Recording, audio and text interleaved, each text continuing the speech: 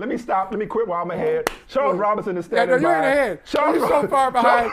I'm not ahead. You weren't going to be here. I'm not ahead. You weren't going to be here over. tomorrow anyway. You weren't going to be here tomorrow anyway. Actually, but now I know for damn. I'm doing 4 days this week. I'm doing 4 days. No, you ain't. No, I'm here tomorrow. I'm here tomorrow. No, my wife's not here. That's why I'm talking like this, because she's not here. Okay. She can't hear me. I'm not here. Charles, is Charles here? Save me, please, from myself. Let's see. Here we go. Charles, thank you. Hey, brother. Sorry. Thank you, man. Let's bring some. Just a couple of seasoned men sitting around talking.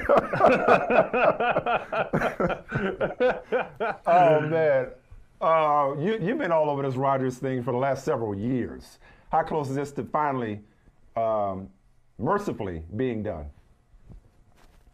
I think it's happening, but here's the thing that's interesting about this is Aaron's taken his time, and I think that it'll be interesting to see what he says publicly when this is all over about how this all went down. Because I think there's a very real possibility. I think he believes that the Packers pushed him out, and I think that he is. We'll see that. We'll see if he puts words to it, but I think he feels like, look, I took my time. I announced I was going into this darkness retreat, wanted to make this decision.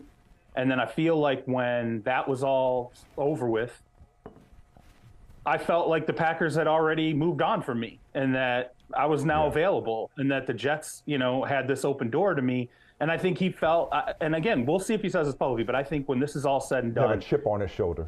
He's going to have a chip on his shoulder. He's going to feel like the Packers pushed him out. And I think that part of the delay here that people don't understand is Aaron Rodgers sitting there and going, okay, Mark Murphy's going to talk about me in the past tense. Okay, you're going to put out basically all these signals that say we've moved on from him unless it doesn't go the way that we expect or want it to. So Aaron's going to sit there and go, well, you know what? You don't really have the power in this situation. I have the power in this situation because all I have to do is turn around and say, yeah, I'm coming back. I don't care what you're doing with the old guys on the roster. I don't care if you're in a rebuild. I'm coming back, and now you figure out what to do with it. Because they can't cut him. If they cut him, now you owe him upwards of $90 million, okay? And if he comes back, you owe him, and you get nothing. And so if you cut him, you owe him $90 million plus, and you don't get anything. If he comes back, you owe him $60. Now, he doesn't have a no-trade clause, so that could make things kind of messy. But I really, truly believe the delay right now that everyone's curious about why hasn't this all come together has to do with the reality that Aaron Rodgers is pissed off and he feels like the Packers ultimately shoved him out of the door while he was still in the process of deciding what he wanted to do. Should they have pushed him out? Should they have done it? I don't know, man. That's a hang on one second. Yes, they should have. No, I was just checking it. Enough is enough. I was just checking a text message. No, that's fine. I was just filling the silence.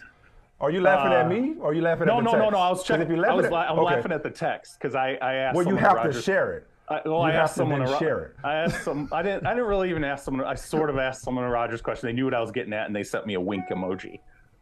Okay. This is the kind of world we live in now, where it's a smiling wink emoji. Okay. Should the Packers have pushed him out? Okay, so here's the way you can look at that. Here's how the Packers felt about this, okay? And this is, I talked to someone in the organization about this a little while back, and the feeling of the Packers was, we structured this deal so that we wouldn't have to go through this again in 2023. Like we would not be sitting there in March of 2023, once again going, what is Aaron doing? Like, what does he want to do? And there was a reason, like they stared at that $60 million number, and it was like, okay, he's going to retire or he's going to take that money. Like, we're not going to get into this situation where it's that big of a, question with $60 million sitting on the table. And then when they got down the stretch, they felt like things started to change. They listened to him on Pat McAfee's show.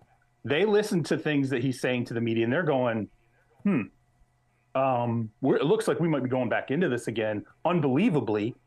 And I think that really frustrated people in the organization. They were just like, really, he's really going to do this to us again, where we have to sit here and question how this is all going to work. And from my understanding too, once the season ended and Aaron went into his mode of trying to decide what he was going to do, the communication wasn't great. That they felt like he was not communicating with him at times, and that once again frustrated them. So, yeah, so I think you get to a point with the Packers and your Mark Murphy and your Brian Gutekunst, but it's mostly been Mark Murphy who's been in the front on this, where you're just like, okay, like we're kind of done with this. The Jets are interested. He seems to not want to be part of a rebuild. He said that. So we're going to go ahead and give him a little push. I think that's what Mark Murphy did, by the way. When he started talking about him in the past tense, okay? Yeah. And they had already allowed him to talk to the Jets, or allowed the Jets to talk to Aaron Rodgers. Mark Murphy was like, let me give it a little bit of a push. And it was like at like a, state championship high school basketball game of all things. But he knew what he was doing. I think he knew he was giving a little bit of a push to the situation. So we are well into free agency. Patrick Mahomes predicted it. This is going to be a wild week, and it's already off to a wild start.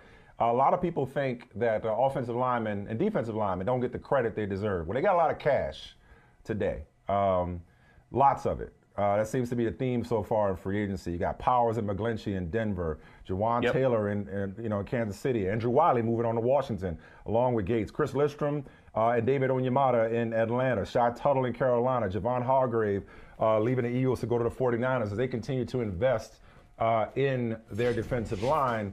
What jumps out to you? Maybe it's the money to all the linemen on both sides of the ball. What jumps out to you so far about free agency, or what are you expecting to happen as we continue in this legal tampering period and into official free agency come Wednesday? Well, it doesn't surprise me at all that money ever goes to the offensive line, because again, every single time I go through training camp tours, teams are always trying to figure out how the hell do we add depth to the offensive line. If they ever ask questions about who could get cut loose, or like what offensive line are you hearing about, what guards are you hearing about, are you hearing about guards that can play center, things like that. And I'm like, this is why the money's always going to be there. So Orlando Brown, when he wouldn't work out the deal with Kansas City, he's not dumb. He knows if I end up going to free agency, if they don't apply the tag, I'm going to get paid. He's going to get paid. He's going to have a good market. Juwan Taylor, some people are going to look at the money for Juwan Taylor and go, okay, well, that was probably the money that they wanted to devote to Orlando Brown. I think that's factual. I think that's accurate.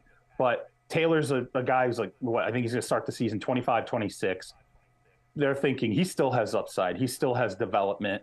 I guess the one that really jumped out to me was the 49ers signing Hargrave. It was just like, it's phenomenal, because you're talking about an interior player who gets pressure, obviously is not on the Aaron Donald type level, but can be a double-digit sack guy at that position, showed that with the Eagles, and it's a lot of pressure from the middle. And I think for the 49ers, as long as they're stronger.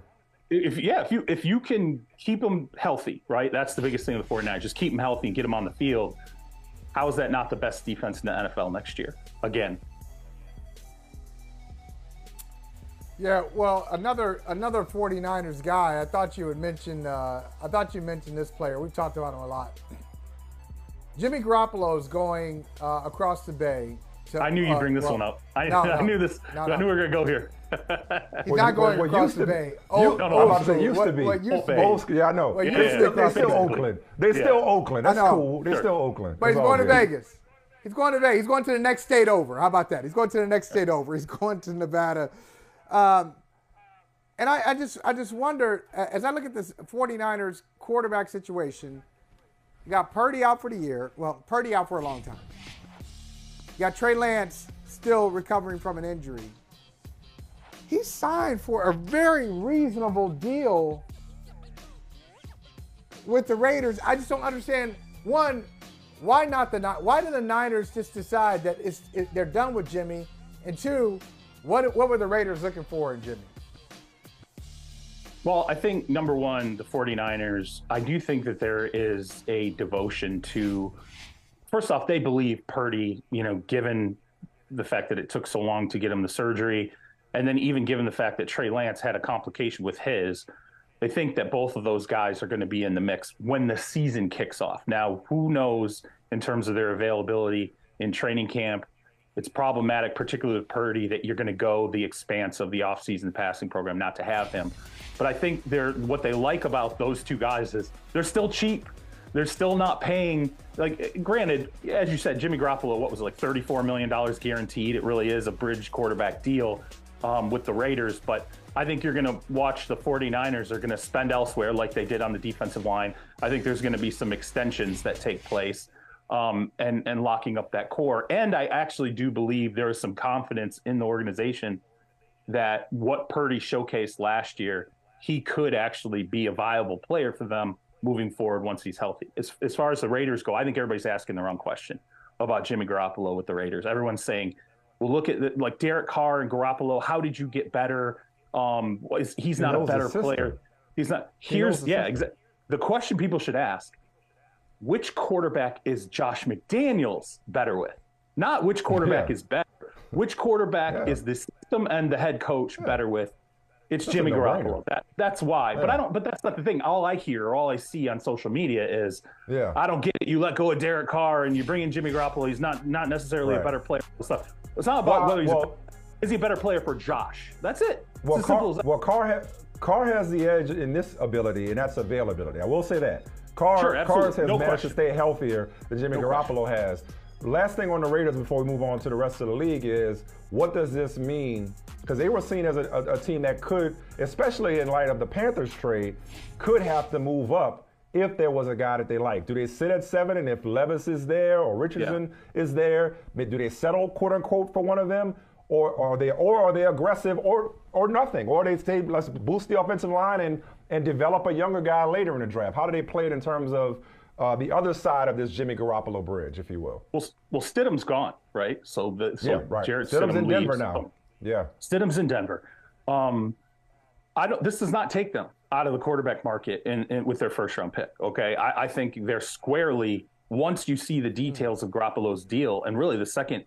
I mean, it is a bridge quarterback deal. That is realistically what it is. And you only sign players. Now, look, could it be a bridge quarterback deal where Garoppolo comes out, let's say it's a Geno Smith situation, and they're like, wow, he's great with Josh. He stayed healthy all season.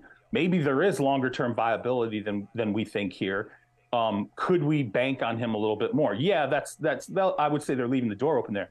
But I think now they've left the door open in the draft to seeing how the quarterback shuffle ultimately goes at the top of the draft. And I think whether it's Richardson, whether it's Levis, I think if one of those top 4 guys is sitting there, they're going to take a long look at it. But I also don't think they're settled yet completely on the quarterback evaluations in the draft. You'll see the end of the month is going to be this bonanza, basically March 25th to the 30th, where all these quarterbacks are March 24th to 30th, whatever it is. All these quarterbacks are going to throw out their pro days.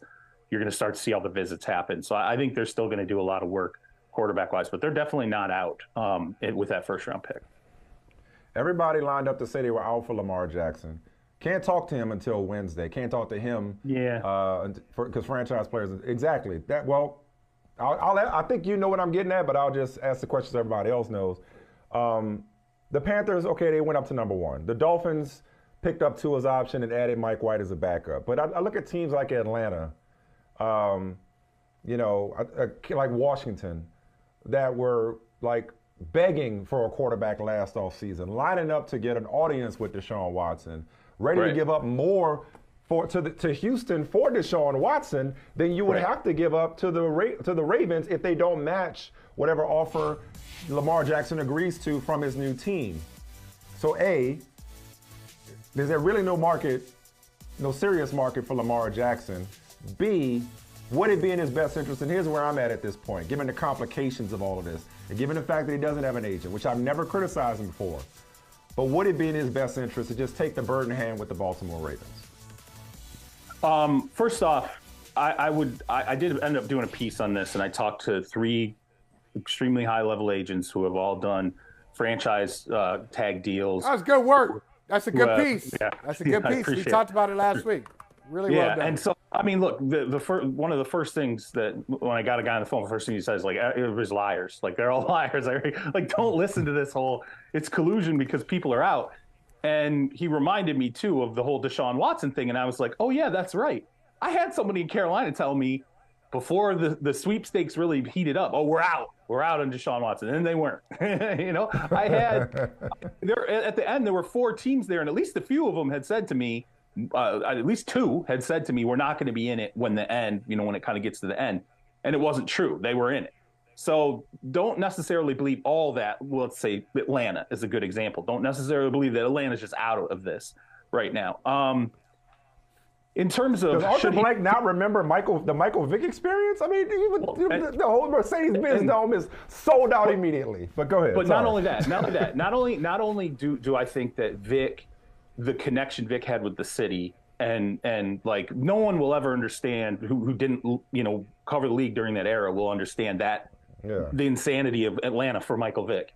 This is a similar player. He would connect absolutely in that organization and with the fan base the way Michael Vick did. Plus, Drake London and Kyle Pitts are 2 insanely, freakishly difficult players, especially once they enter the window of their prime, to deal with. And then you add Lamar to that. I mean, that's pretty attractive to me if you think about it. Right.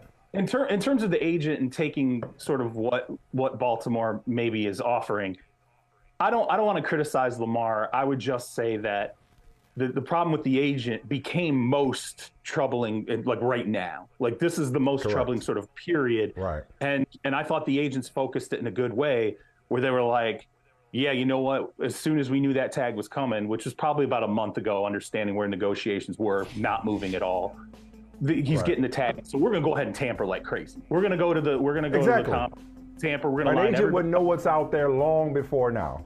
Yeah, absolutely. He'd already know every deal that's available.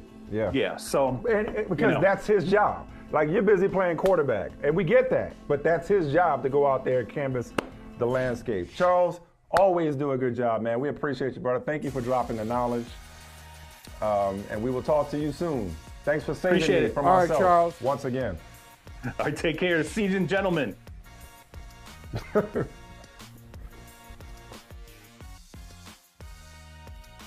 Hey, thank you for watching Brother from Another. If you haven't hit that subscribe button, go ahead and do that now. Don't forget, you can catch us 3 to 4 weekdays on PeacockTV.com and on Sirius XM Channel 85.